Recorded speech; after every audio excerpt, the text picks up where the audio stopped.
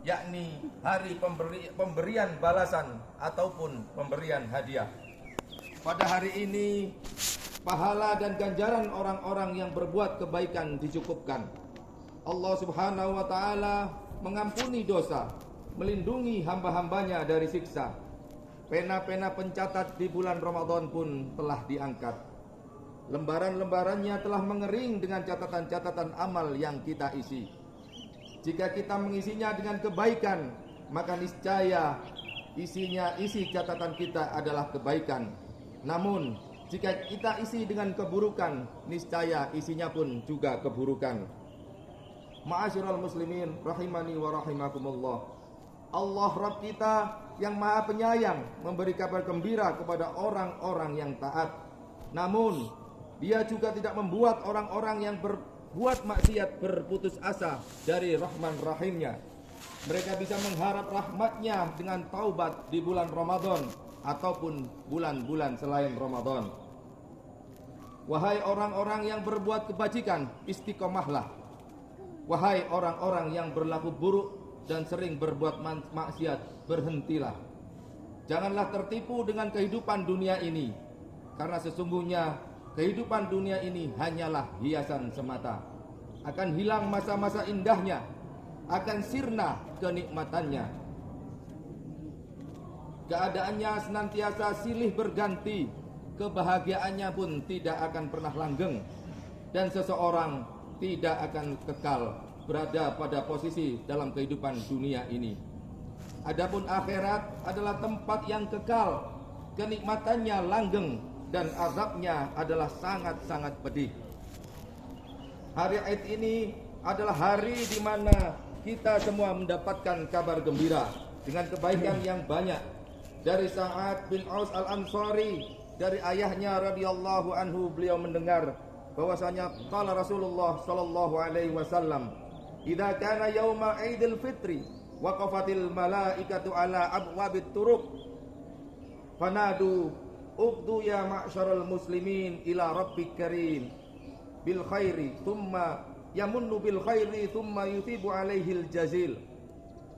Laqad umirtum bi qiyamil lail faqumtum faqad umirtum bi siyamin nahar fasumtum wa ta'tum rabbakum faqbidu jawaizakum fa idza sallu nada munadin ala inna rabbakum qad ghafara lakum farji'u rasyidin ila rihalikum fahuwa yaumul jaizah wa yusamma dzalika fis sama yaumul jaizah."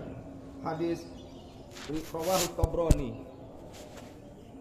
Saat pagi hari raya Idul Fitri, malaikat berdiri di pinggir-pinggir jalan seraya menyeru, "Berangkatlah kalian wahai kaum muslimin menuju Allah Rabb yang Maha Pemurah, yang senantiasa memberikan anugerah berupa pertolongan menjalankan kebaikan sekaligus memberikan pahala besar atas kebaikan tersebut." Sungguh benar-benar kalian diperintahkan melakukan sholat malam dan kalian telah menjalankannya. Kalian diperintahkan berpuasa di siang hari dan kalian pun juga berpuasa dan taat kepada Rabb kalian. Maka terimalah balasan untuk kalian semua. Ketika kaum muslimin telah usai melaksanakan sholat Id, maka ada malaikat yang menyeru, "Ingatlah, sesungguhnya Rabb kalian telah mengampuni kalian. Kembalilah ke rumah-rumah kalian dengan hati yang senang, karena hari ini adalah hari Jaizah, dan di langit pun dinamakan dengan Yaumul Jaizah." Hadis riwayat At-Tabrani di dalam kitab Al-Mu'jam Kabir. Diriwayatkan pula oleh Abdullah bin Abbas radhiyallahu anhu bahwasanya ia mendengar Rasulullah sallallahu alaihi wasallam bersabda, "Idza kana yauma Idul Fitri habasatil malaikah ilal ardi fi kulli baladin fayaqifuna ala afwahi suquq yunaduna bisautin yasma'uhu jami'u khalqillah illan nas illal jin wal ins. Ya ummata Muhammad, ukhruju ila rabbin karim yu'til jazil fayaghfiru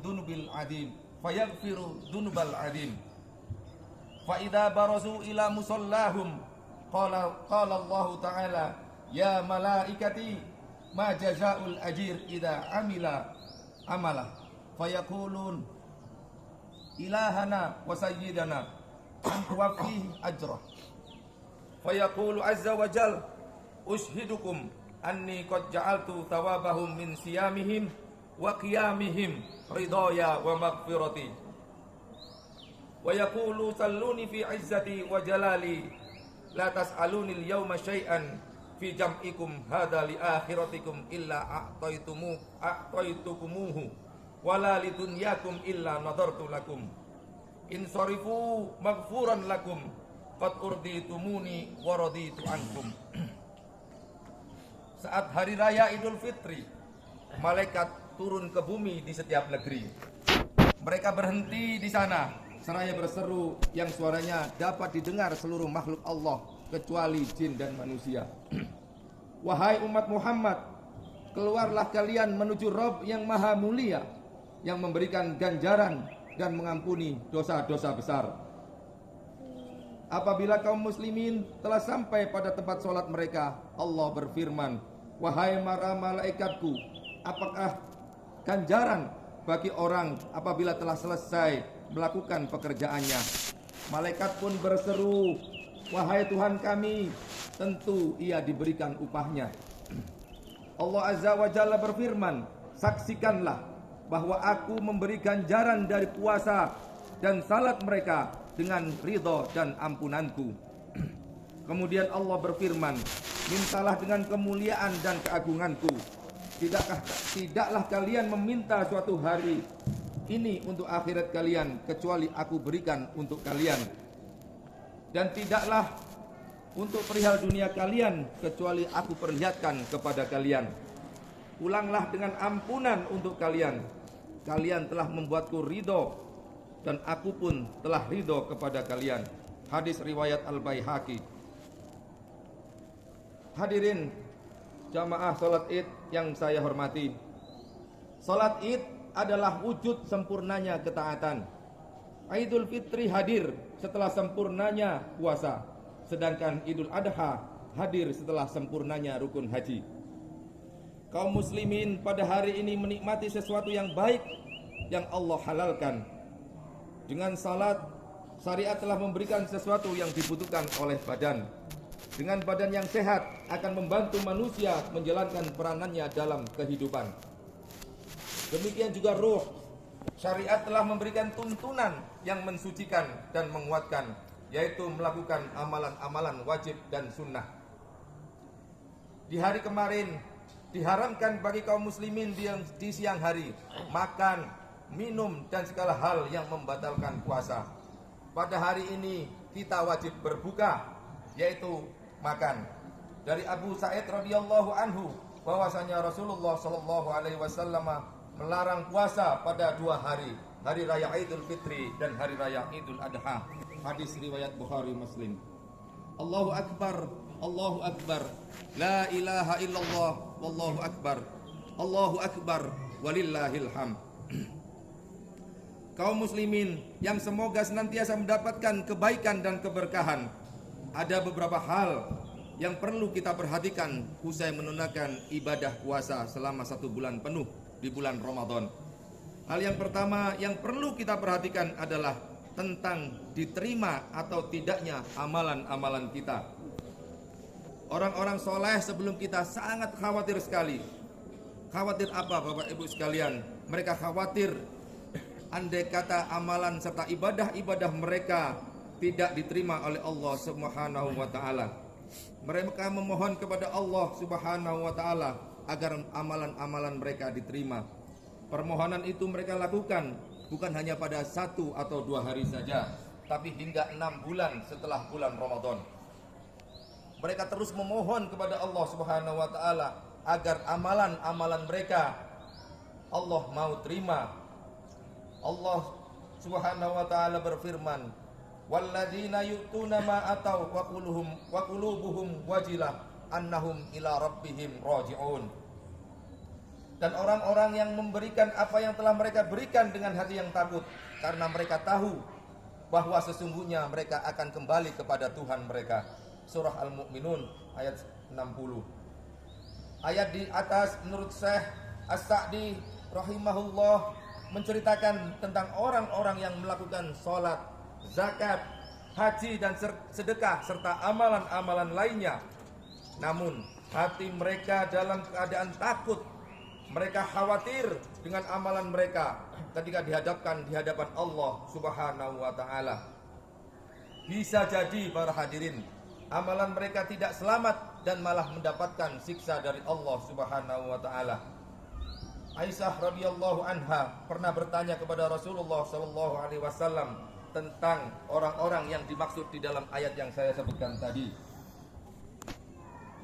Apakah mereka melakukan zina? Apakah mereka melakukan mencuri ataupun minuman keras ataupun berbuat maksiat yang lainnya? Kemudian Rasulullah sallallahu alaihi wasallam menjawab, "La ya binta as-siddiq, walakinnahumul ladzina yasumun wa yusallun wa yatasaddaqun wa hum yakhafun alla yaqbalu minhum ulaikal ladzina yusari'una fil khairat wa hum laha sabiqun." Tidak, wahai binti As-Siddiq, artinya Aisyah adalah putrinya sahabat Abu Bakar As-Siddiq. Akan tetapi mereka itu rajin puasa, rajin sholat dan rajin sedekah. Namun mereka khawatir amalan mereka tidak diterima oleh Allah Subhanahu wa taala. Mereka itu adalah orang-orang yang bersegera dan terdepan dalam melakukan kebaikan. Hadis riwayat At-Tirmidzi. Karena Allah Subhanahu wa taala berfirman, "Innama yataqabbalullahu minal muttaqin." Sesungguhnya Allah hanya akan menerima amalan dari orang-orang yang bertakwa. Surah Al-Maidah ayat 27. Kaum muslimin, jamaah salat Id rahimani wa rahimakumullah. Berikutnya adalah hal-hal yang perlu kita perhatikan adalah bagaimana agar tetap kita istiqomah setelah selesai Ramadan. Kaum muslim yang hakiki adalah senantiasa menjaga ketakwaannya sepanjang umurnya. Mukmin yang benar adalah mukmin yang mampu menjaga amalnya dengan taat kepada Allah dan menjauhi semua maksiat dan larangan Allah. Ia terus menjaga iman dan takwanya sampai ajal menjemput. Walaupun bulan Ramadan telah usai, tapi hak Allah atas manusia tidak akan pernah usai hingga ajal menjemput kita. Allah berfirman, "Wa'bud rabbaka hatta ya'tiyakal yaqin." Dan sembahlah Tuhanmu sampai datang kepadamu yang diyakini, yakni ajal. Surah An-Nahl ayat 9, Al-Hijr ayat 199. Hadirin, Allah adalah Rabb, pemilik dan penguasa di bulan Ramadan. Dia juga memiliki dan menguasai bulan-bulan lainnya. Karena itu, tetaplah menjaga ketaatan. Apa yang sudah kita biasakan di bulan Ramadan, jangan kita tinggalkan begitu saja. Kita telah merajut rapi benang-benang hingga menjadi sesuatu yang indah. Jangan sampai kita rusak tenunan yang telah susah payah kita tenun di bulan Ramadan. Allah Ta'ala berfirman, "Wala takunu kallati naqadat ghuslaha min ba'di quwwatin ankatha." Dan janganlah kamu seperti seorang perempuan yang menguraikan benangnya yang sudah dipintal dengan kuat menjadi cerai-berai kembali. Surah An-Nahl ayat 92. Seorang hamba diperintahkan menjauhi apa yang dilarang oleh Tuhannya. Ia memerintahkan pada sesuatu yang maslahat dan melarang segala hal yang berbahaya untuk manusia tersebut, merusak dan membinasakan. Allah Subhanahu wa taala berfirman, "Ayahsabul insana ayyutraka sudah alam yakun nutfatan min maniyyin yumna." Apakah manusia mengira bahwa ia akan dibiarkan begitu saja tanpa pertanggungjawaban? Bukankah manusia dulu adalah dari setetes mani yang dipancarkan ke dalam rahim? Al-Quran Al-Qiyamah ayat 36 dan 37. Maksudnya adalah, apakah manusia mengira bahwa kami, kata Allah, menciptakan mereka tanpa perintah dan larangan? Kemuliaan seorang hamba adalah dengan menaati Tuhannya. Keberhasilan dan kebaikan kebahagiaannya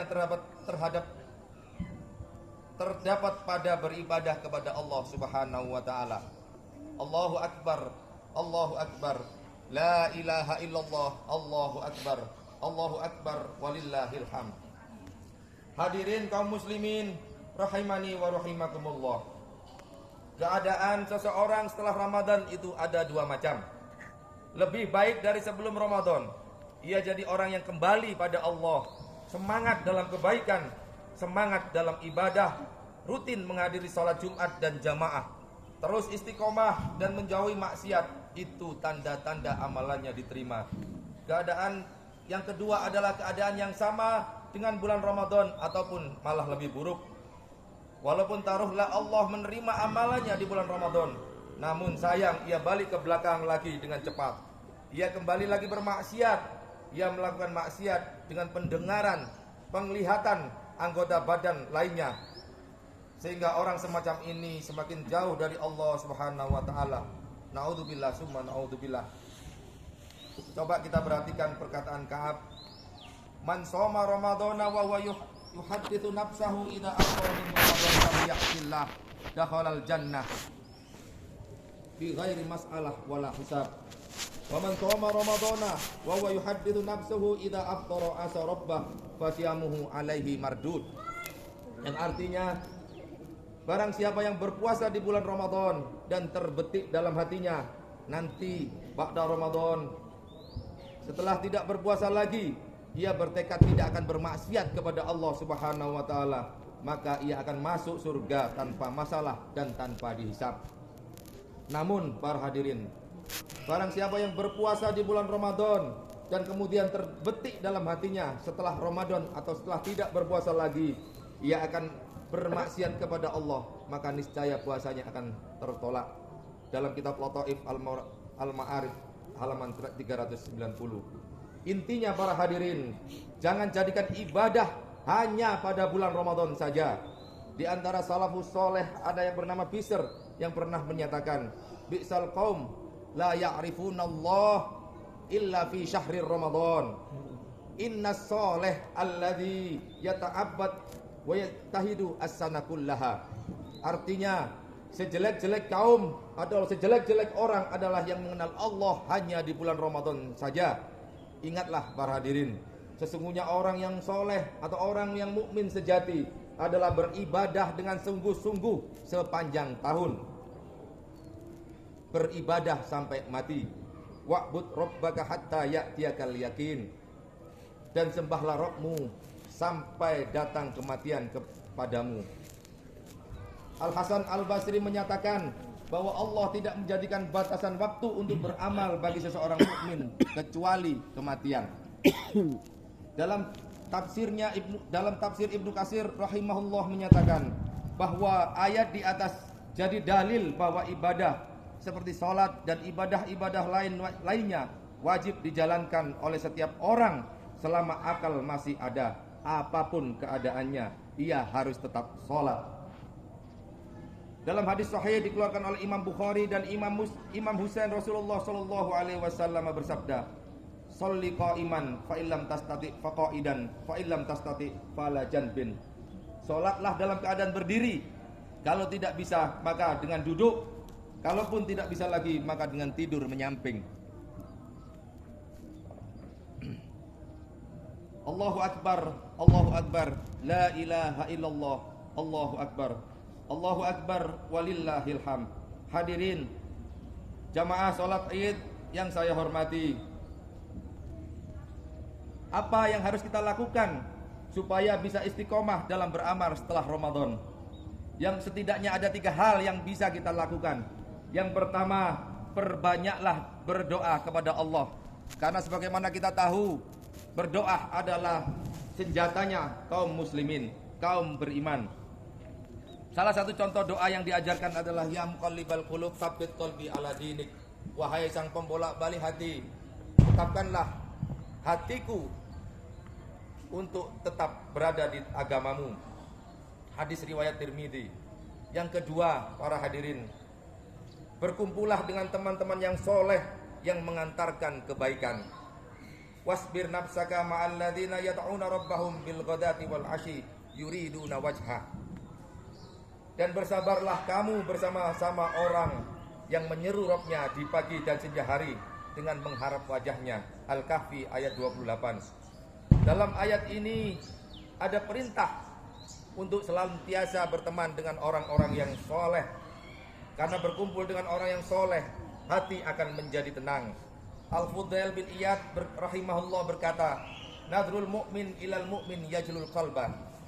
Pandangan seorang mukmin atau orang yang beriman kepada mukmin yang lain akan mengkilapkan hati.